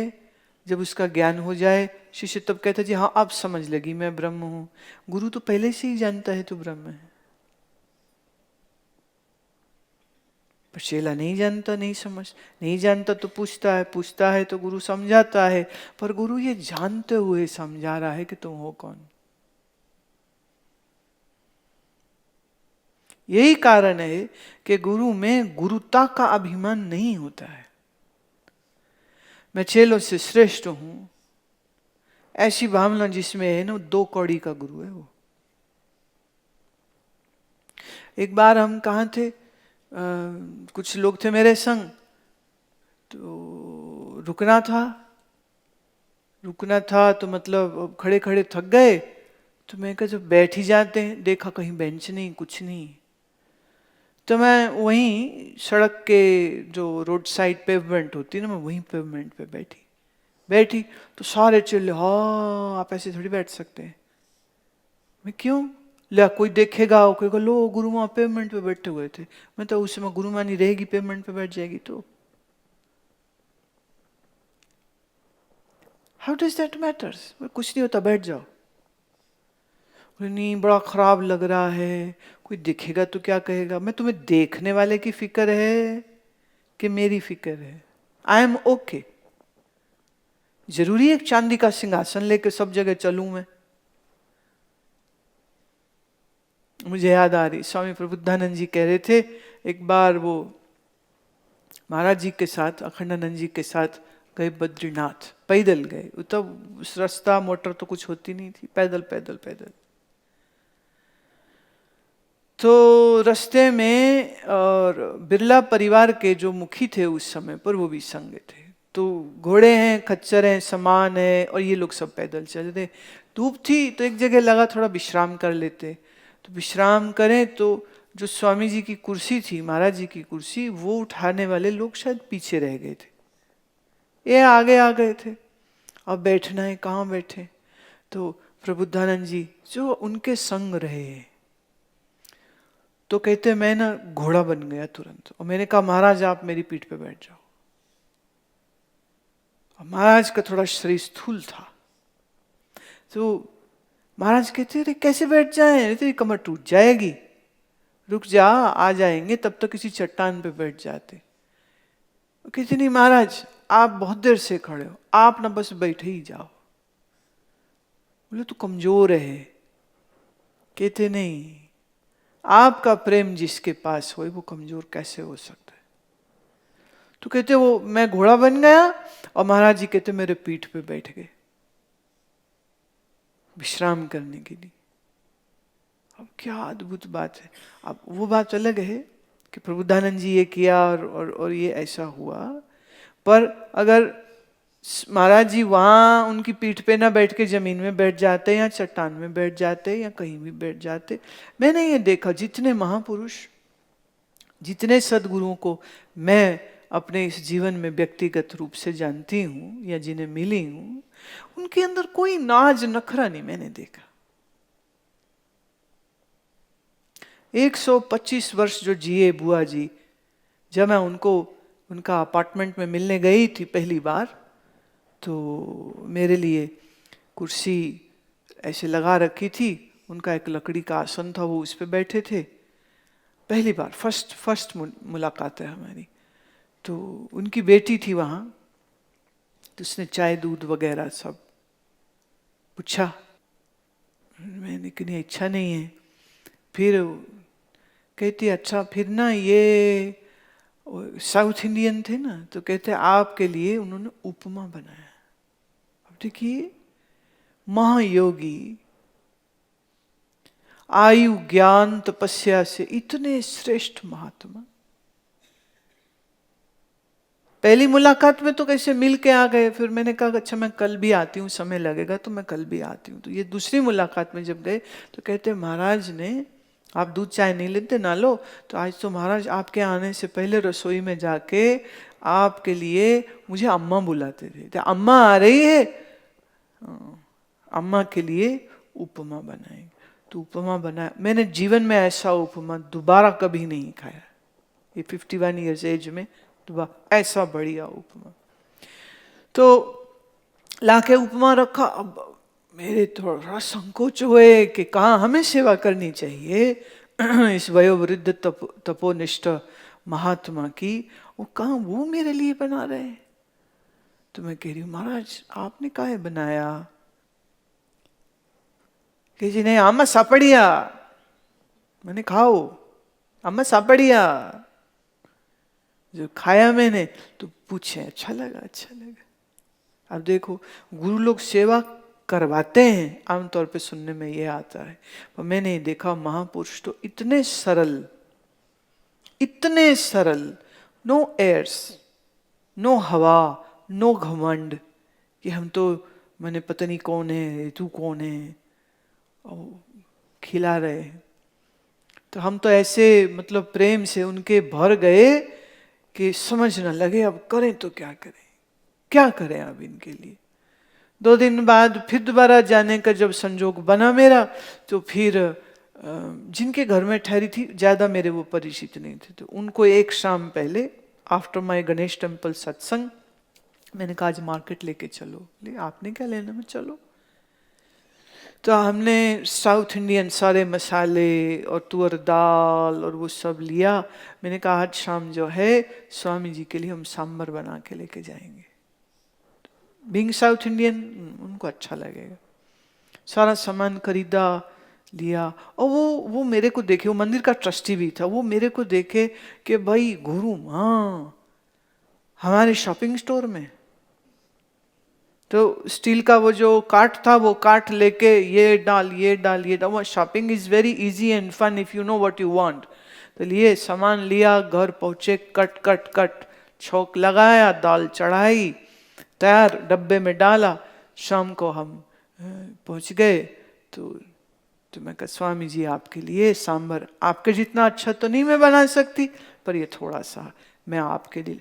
वो ऐसे ऐसे उछले जैसे कोई छोटा 5-6 साल का बच्चा होए ना, ऐसे खुश। आओ सबको पूछे अम्मा cooked for me, do you know अम्मा cooked for me, do you know this great अम्मा कुक्ड फॉर मी। कहते वो थक नहीं रहे थे, बैठ के खा रहे। ये समझे, जो सेवा कराने में रुचि रखे कुछ गड़बड़ है, कुछ अधूरा है, तभी तो किसी से कुछ लेना चाह रहा है। Right right. तो गुरु ये जानता है तुम कौन हो, इसीलिए भयंकर से भयंकर भूल कोई कर लेता है जब गुरु तो भी उसे क्षमा देता है। क्यों? क्योंकि वो जानता है तो ब्रह्म स्वरूप ना, अब अविद्या के मारे भटक गया। तो अविद्या से भटके हुए पर क्रोधित कैसे हो सकते हैं? नहीं हो पाते। क्रोध का भाजन जरूरत पड़े ताड़ना, कहीं कहीं तो गुरु ने पिटाइयां भी कर दी है। चेले ने खुशी से पिटाई भी खाई है कि गुरु मार रहा है तो प्रसाद इससे बड़ा तो मिलना नहीं कभी। गुरु जानता है शिष्य क्या है, ब्रह्म है। गुरु स्वयं को भी जानता है कौन है, ब्रह्म है। तो ये जानते हुए शिष्य के मार्गदर्शन को वो करता है। इसीलिए कहा ऐसे गुरु को बल बल जाइए आप मुक्त मोहे तारे। स्वयं मुक्त है, मेरे मोक्ष का प्रबंध करवा देता है। तो वेदांत की ये जो सिद्धांत है वाच्यार्थ और लक्ष्यार्थ, वो भी आज यहाँ पूरा हुआ। इति श्री विचार चंद्र उदय तत्वमसि महावाक्यगत तत्वम पदार्थक्य निरूपण नामिका एकादश कला समाप्त।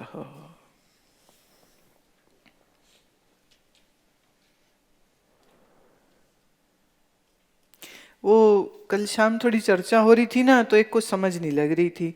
तो आप अगर ये विचार चंद्रोदय का कवर देखेंगे, सबके पास बुक है, तो एक चंद्रमा ऊपर है, राइट, और एक चंद्रमा देखिए सरोवर में, उसका जो प्रतिबिंब, चूंकि इसमें पानी हिला हुआ है ना, जैसे हमारे श्रोताओं के मन हिले रहते हैं, तो ये मन हिला हुआ है, इसलिए वो प्रतिबिंब पूरा गोल नहीं दिख रहा है। बट आप नोट करेंगे तो उसकी हर लहर में एक दुधिया चांदी की चमक आ रही है। कल आया था ना विषय, अंतःकरण की समस्त वृत्तियां चैतन्य आरूढ़ होती हैं। तो जानता चैतन्य है, वृत्ति नहीं जानती। राइट।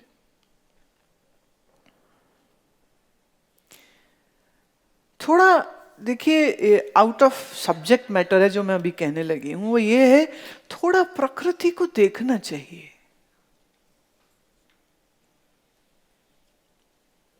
तुम टेलीविजन देखते हो, थोड़ा रियल प्रकृति के साथ जोड़ा करो। जैसे कल शाम भी यहां सूर्यास्त हो रहा था, तो सूर्य का प्रतिबिंब यहां सरोवर में आ रहा था, जिससे सारा सरोवर सुनहरी हुआ पड़ा। तो सूर्य का प्रकाश का जल के साथ संसर्ग हो रहा है, तो वो पानी भी सुनहरी लग रहा है। तो चैतन्य का आभास जो अंतःकरण में होगा, तो अंतःकरण भी चैतन्य जैसा ही हो जाता है। यही अंतःकरण जिस जिस इंद्रिय से बाहर जिस जिस विषय पर जाता है, अब देखिए मन कहता मैंने जाना, पर मन तो जड़ था,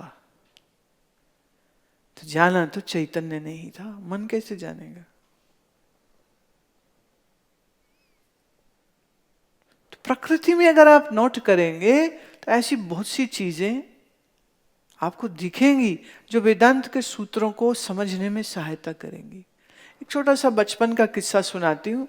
7वीं या 8वीं में थी उस समय, हमारे वहाँ वेदांत सम्मेलन होता था, तो सम्मेलन में एक वेदांती महात्मा ने ये बात बोली कि जैसे पानी पर काई काई आ जावे, तो पानी अगर देखना हो तो काई को ऐसे हटाना पड़ता है। पुराने समय में शीशे नहीं होते थे, तो लोग पानी में ही अपना प्रतिबिंब देख लेते थे।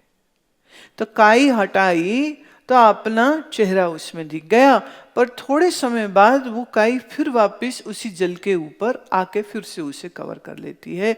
लेकिन हमने अपना चेहरा देख लिया, हमारा काम हो गया। अब ये दृष्टांत का सिद्धांत ये था कि मन रूपी सरोवर में अज्ञान की वृत्तियां छा जाती हैं,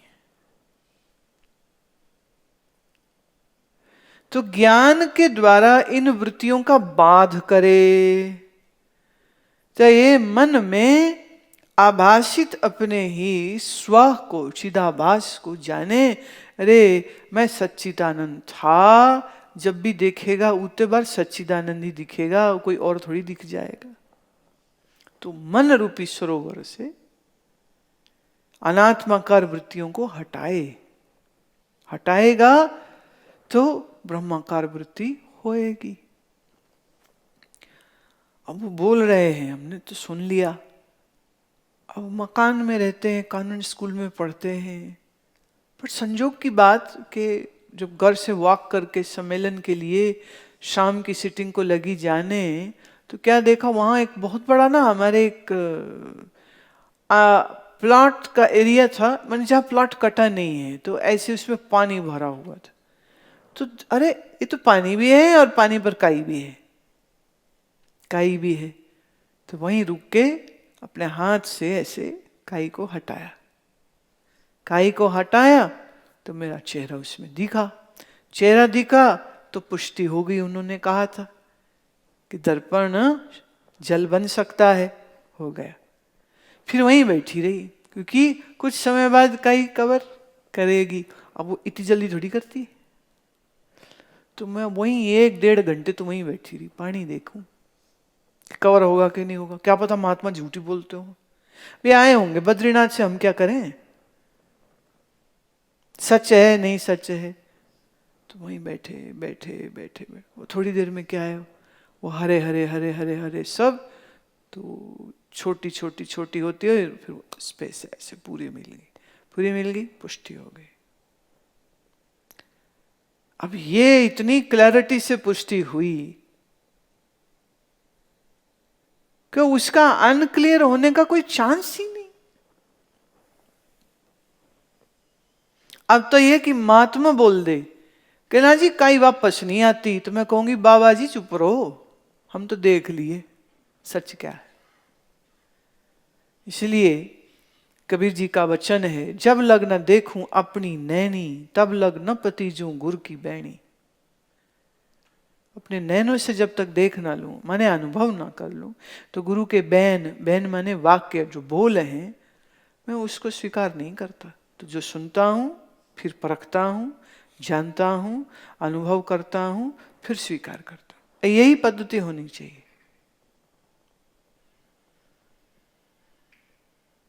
एक ने कहा जी हमारे गुरुजी ना भगवान मिला देते हैं 1 ही मिनट में। मैं वो कैसे?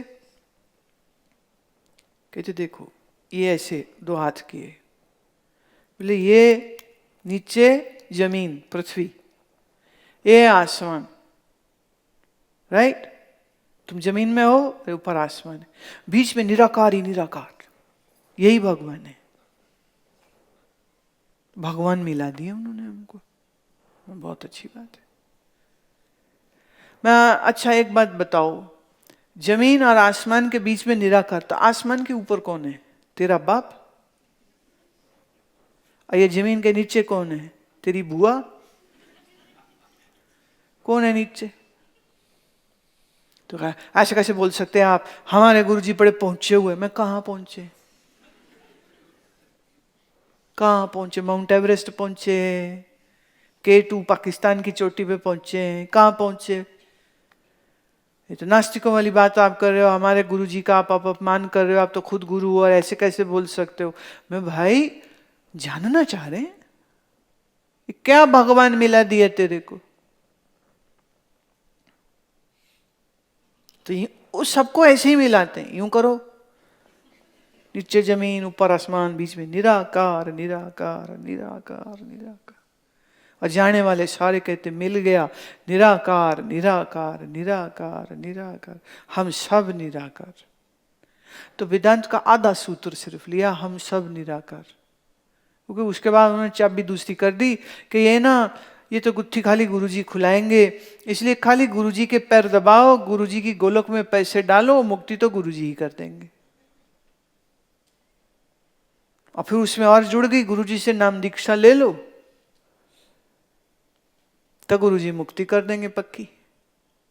हमें किसी ने पूछा, हमने आपसे नाम लेना है, मैं क्यों अभी तक बिना नाम के घूम रहा है?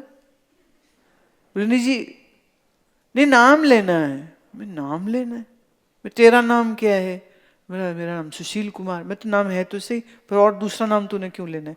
नहीं जी भगवान का नाम लेना है। तो मैं लेते रहो, नाम लेना है। पंजाब हरियाणा में ये लैंग्वेज चलती है, नाम लेना। किसका नाम लेना है? बोले भगवान का। तो भगवान का नाम क्या है तुझे पता नहीं? नहीं बोले जो आप देंगे ना वो लेंगे, कोई एक्सक्लूसिव है। अब उनको क्या सुना के रखा गया है कि किसी ABCD गुरु से नाम लो तो आपकी मुक्ति पक्की है, मरोगे तो गुरुजी आएंगे बांह पकड़ के ले जाएंगे सीधे सचखंड। कॉन्ट्रैक्ट है ये, ना ऐसा कोई कॉन्ट्रैक्ट है, ना था, ना होगा।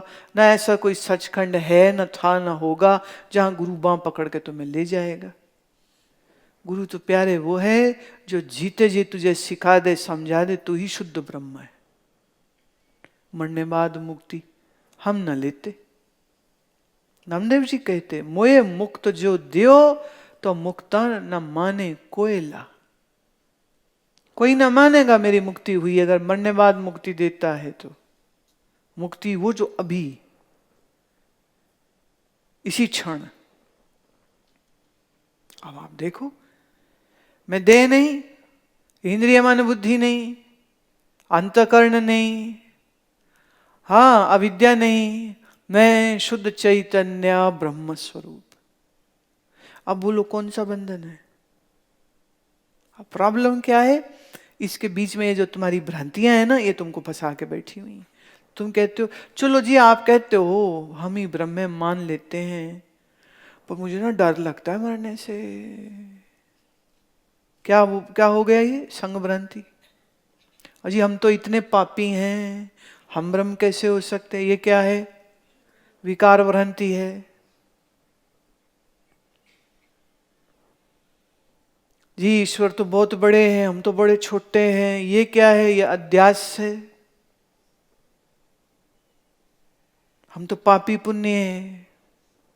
धर्म सहित धर्मी का अध्यास है। अंतःकरण के धर्म खुद में मान लिए। तो आपकी भ्रांतियां और अध्यास तुम्हारे निश्चय को बनने नहीं देते हैं। भ्रांति अध्यास कैसे जाएगा? ज्ञान से। देखिए सूत्र है ये भी, ज्ञान किसको होगा? जो अधिकारी है।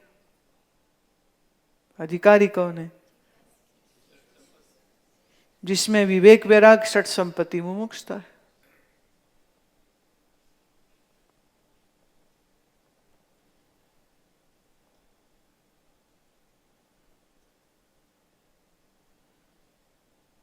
जैसे सिनेमा के पर्दे पे आपने जो दृश्य देखे, वहां जो नर नारी बने, जहां वो विलेन है, हीरो है, हीरोइन है, डांसर्स हैं, कारें हैं, स्कूटर है, बाइक है, आसमान है, समंदर है, फिल्म की स्क्रीन पे आपने जो कुछ देखा वो है तो light he. It is just light.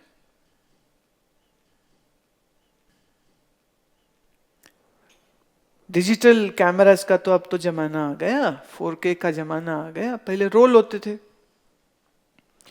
तो रोल को जब हम एक्सपोज करते हैं तो जिस एंगल, जिस लाइटिंग में एक्सपोज करेंगे वो इमेज उस रोल के ऊपर छप जाती थी।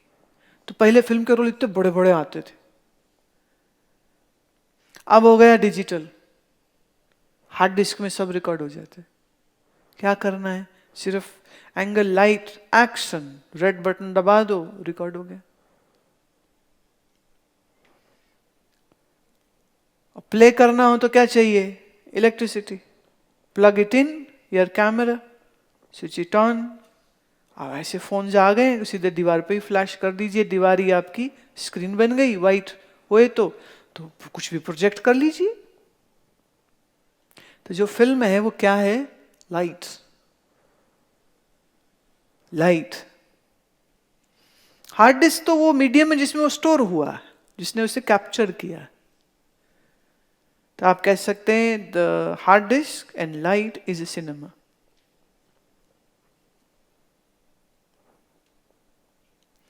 पर जो भी उसमें पात्र हैं, कैरेक्टर्स हैं, जस्ट लाइट, नथिंग एल्स। ऐसे ही माया रूपी हार्ड डिस्क में ब्रह्म रूपी लाइट और संसार का सिनेमा चल रहा है तो ब्रह्म ही।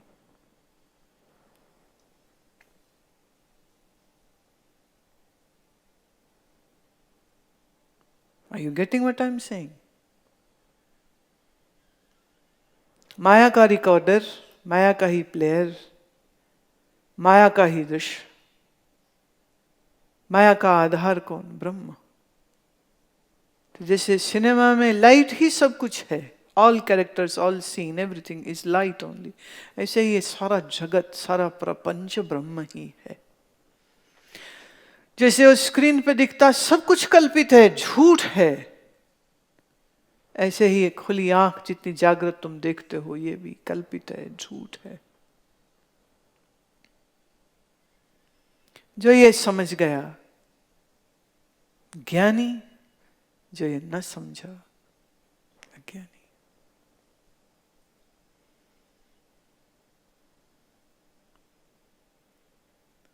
अब ये जो कुछ कहा, जो कुछ बोला, जो कुछ सुना, इसमें कई चीजें मुझे मालूम है, कईयों के समझ नहीं आई। बट बी पेशेंट, धीरज रखिए, पुनः पुनः मनन करिए, क्षमता को बढ़ाइए, बुद्धि सात्विक करिए, मन एकाग्र करिए, जीवन में कुछ अनुशासन लाइए, संयम लाइए, ऐन्द्रियक और मन का। फिर बात like in a lightning flash clear हो जाती है, इसमें कोई लंबा टाइम नहीं लगता। बुद्धि का अंधेरा है, बाधा बनता है। तो ऐसी बुद्धि में एक ज्ञान की कौंध बिजली चमकी और डन।